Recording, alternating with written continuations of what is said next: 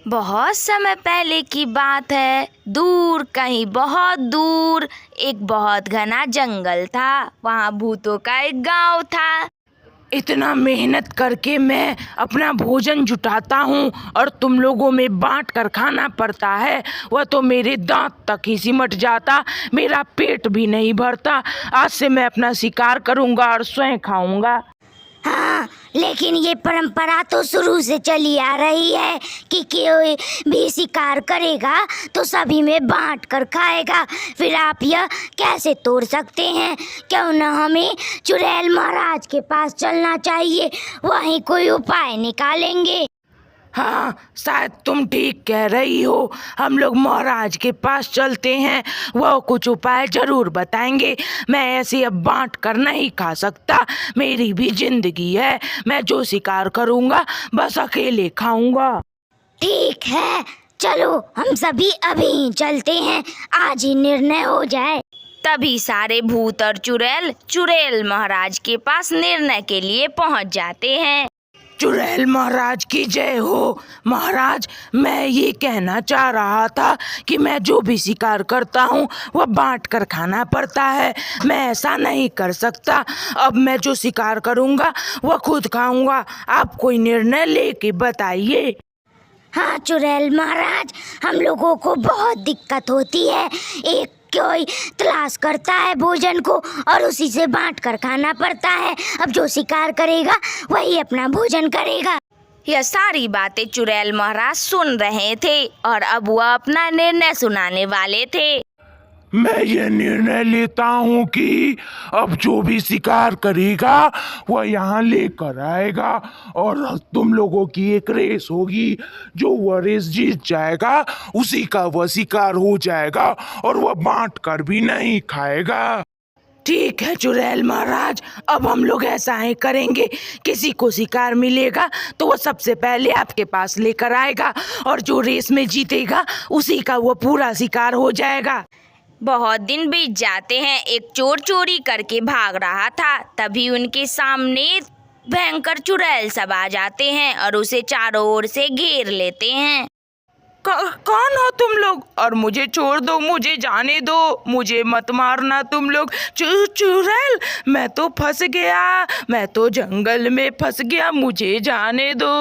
पीछे भी तो देखो, मैं भी हूँ। अब तुम्हारे आसपास भूतों की टोली है। अब तुम जीवित नहीं बच सकते। अब बस रेस होगी और जो जीतेगा तुम उसका शिकार बन जाओगे। फिर क्या था, सुबह होने पर सारे भूत और चुड़ैल उस चोर को लेकर चुड़ैल महाराज के पास पहुँचते हैं। चुड़ैल महाराज, जैसा कि आपने कहा था कि कोई भी शिकार को पकड़ो तो मेरे पास लेकर आओ, इसलिए हम लोग एक शिकार को पकड़ के लाए हैं। अब आप रेस शुरू करवाइए, जो जीतेगा उसे वह शिकार मिल जाएगा। ठीक है भूतों और चुड़ैलों, शुरू किया जाए रेस।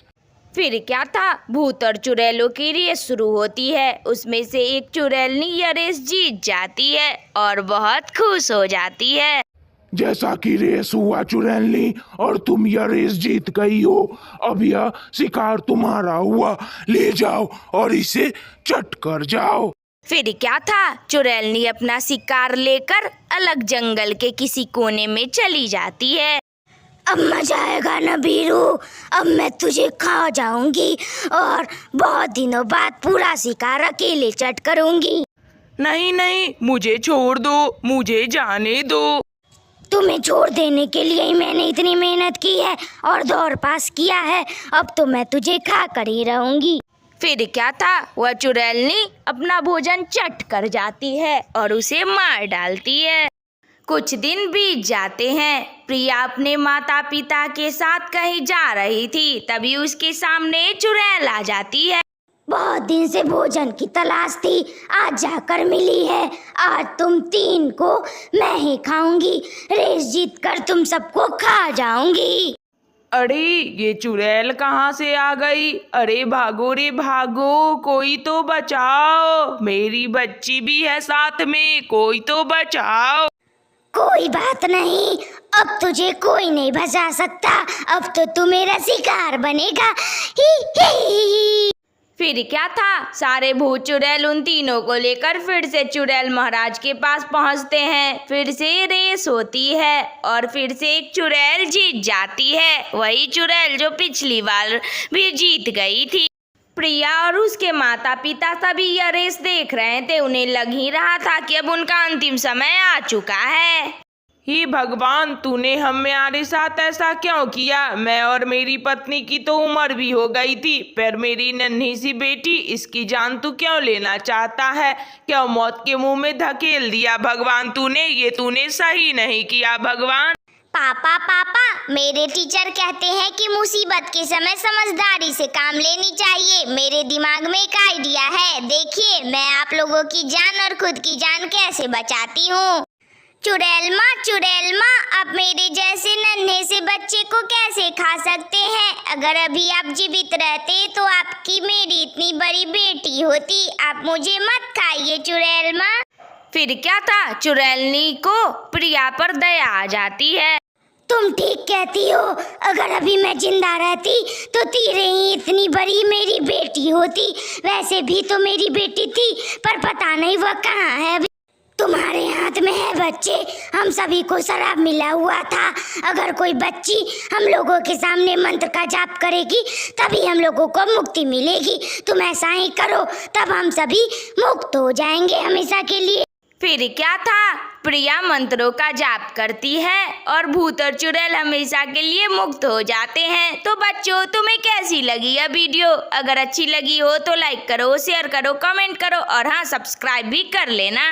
कार्टून वाली दीदी तुम्हें रोज नई नई कहानी सुनाया करेगी। Thank you. अपना बहुत सारा ख्याल रखना। फिर मिलेंगे अगली वीडियो में।